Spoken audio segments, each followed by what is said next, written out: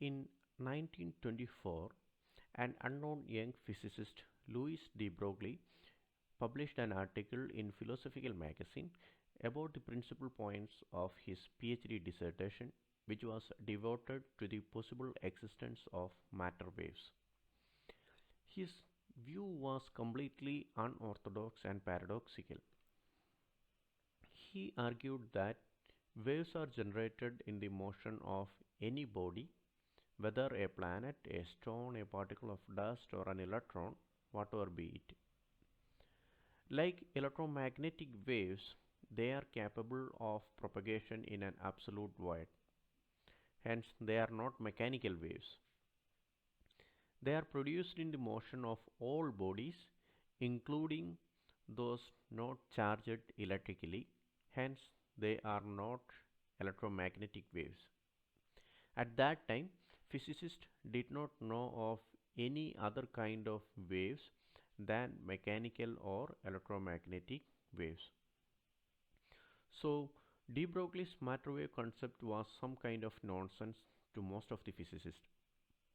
However, the existence of matter wave was experimentally demonstrated in 1927. De Broglie obtained a relationship connecting the wavelength of matter wave with the mass and velocity of moving bodies, which was lambda equal to h by mv, where m is the mass and v is the velocity of the body, and h is the Planck's constant, or it is also called the quantum of action, and its magnitude is 6.626 into 10 to the power minus 34 kilogram meter square per second. As you can see, this equation encompasses both the wave nature and the particle nature of an object. Classically, a wave is characterized by its wavelength, and a particle has a finite momentum. So this equation encompasses both these properties. On one side, it says about the wavelength associated with a moving body, and it is related to the particle nature of the body. Since h is a minute quantity, this equation suggests that the associated wavelength of moving bodies are extremely small. So let's try to calculate it for our planet Earth.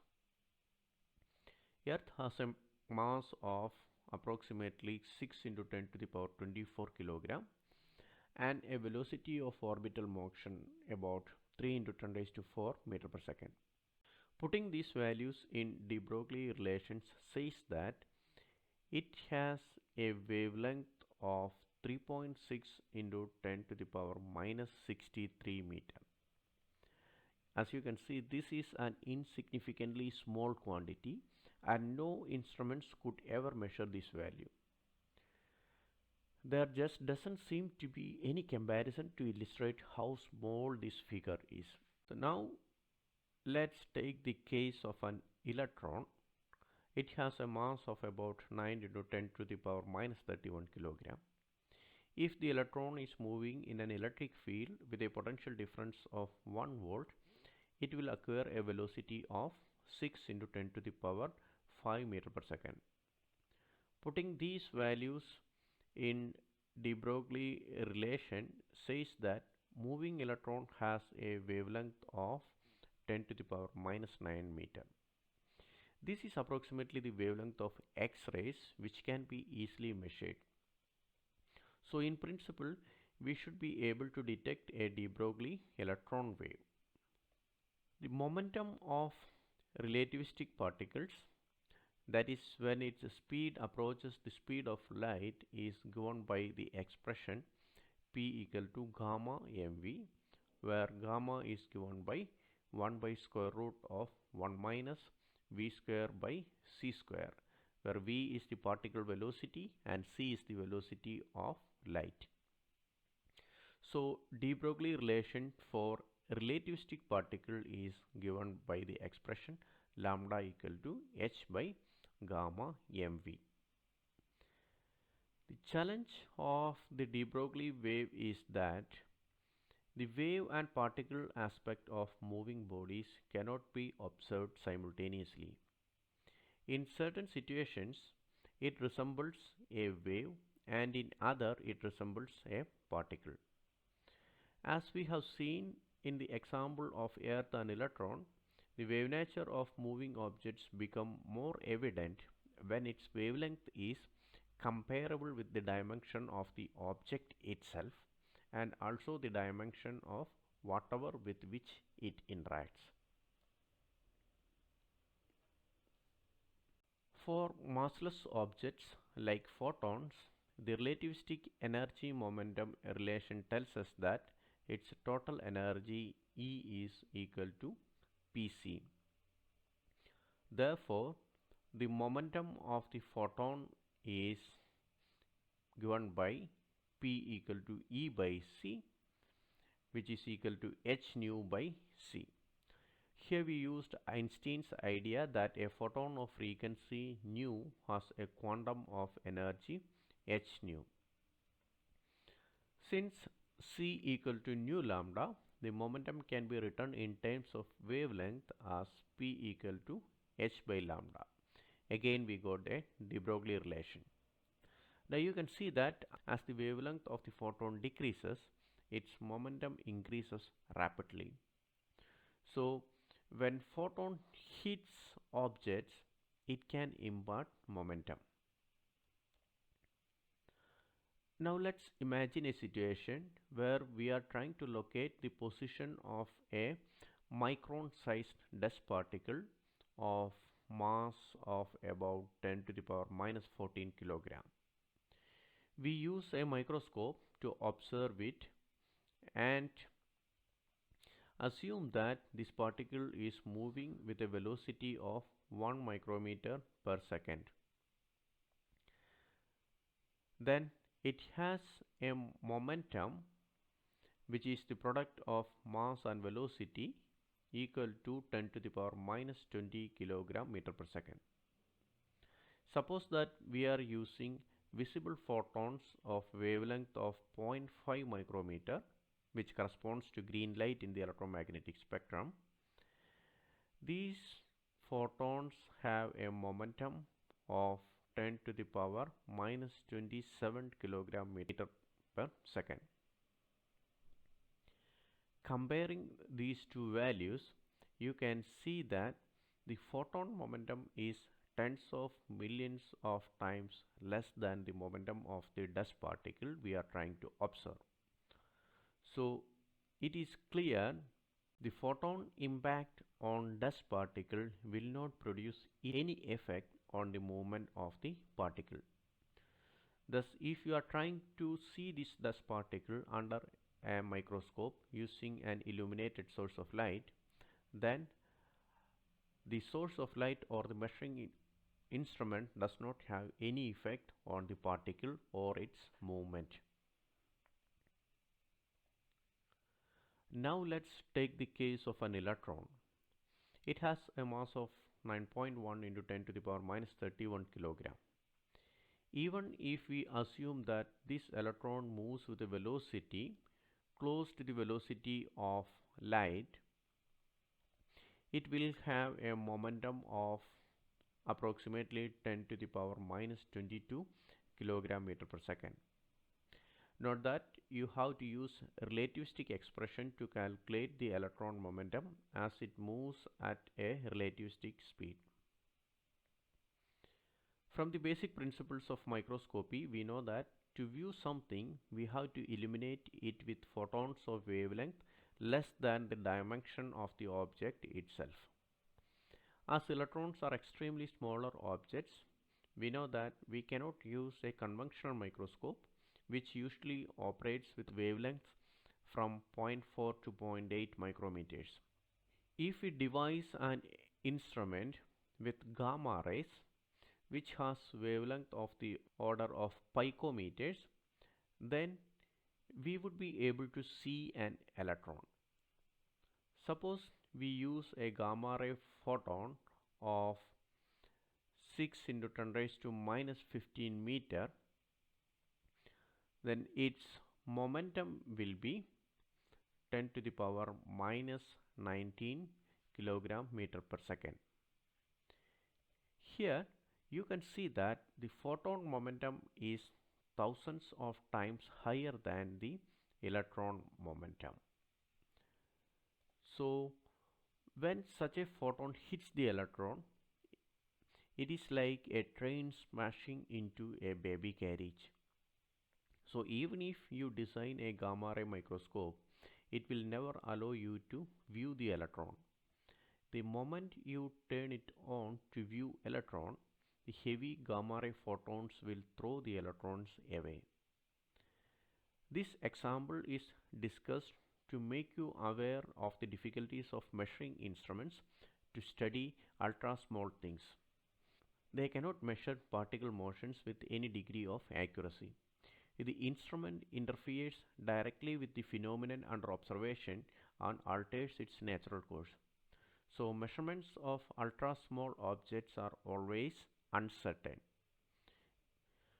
We are trying to understand what are the uncertainties of measurements.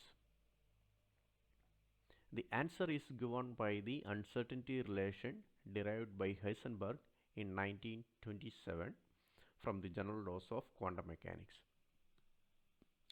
It looks like this: delta x delta px greater than or equal to h bar by 2. Here delta x is the uncertainty in the measurement of position of a particle, and delta px is the uncertainty in the measurement of momentum of the particle. The product of these two uncertainties cannot be less than h cross by 2. Here h cross or h bar means h by 2 pi. So Heisenberg's uncertainty relation says that if we try to measure the position of a particle with absolute accuracy, the uncertainty of its coordinates delta x must be 0. But then the uncertainty in its momentum becomes infinite, which means that the velocity of the particle at the instant when its position is being measured become absolutely indeterminate. Conversely, if at some instant of time we measure the momentum of the particle with absolute accuracy, we will have no way of saying where the particle was located at that instant. So let's try to understand the origin of these uncertainties using the matter wave concept of de Broglie and Max Born's probability interpretation of wave function. De Broglie showed that moving bodies have a wave associated with it. Max Born suggested that the square of the wave function associated with the matter gives the probability of finding the object in that region at a given time. Let's consider a hypothetical situation in which we consider the wave associated with an object is assumed to be a pure sine wave like this one.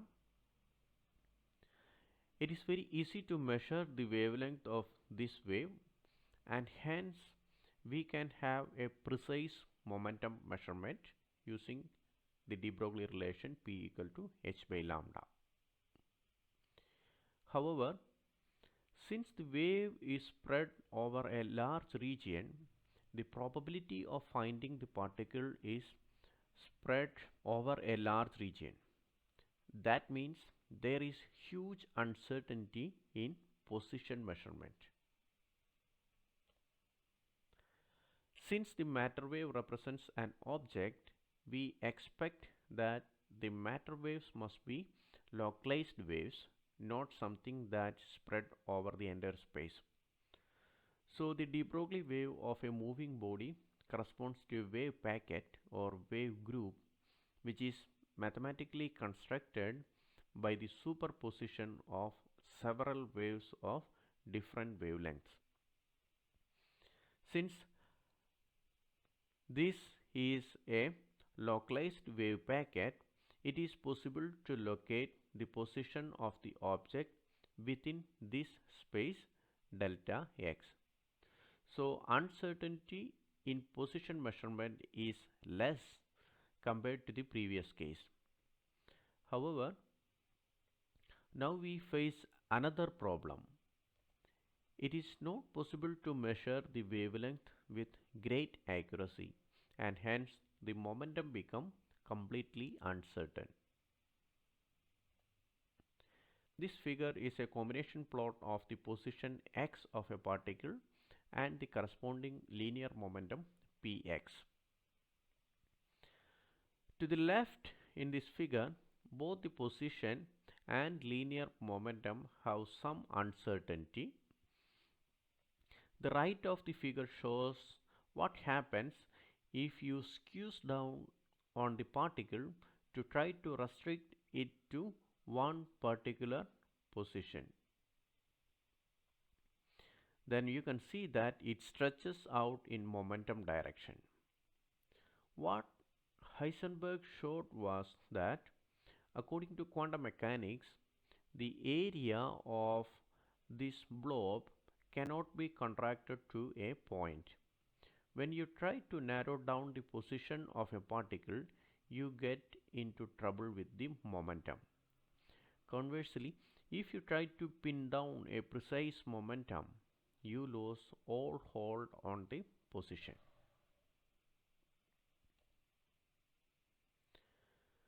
Similar to this uncertainty expression delta x delta px greater than or equal to h cross by 2, we have uncertainty relation connecting other conjugate pairs like delta y delta py is greater than or equal to h cross by 2, or delta z and delta pz is greater than or equal to h cross by 2.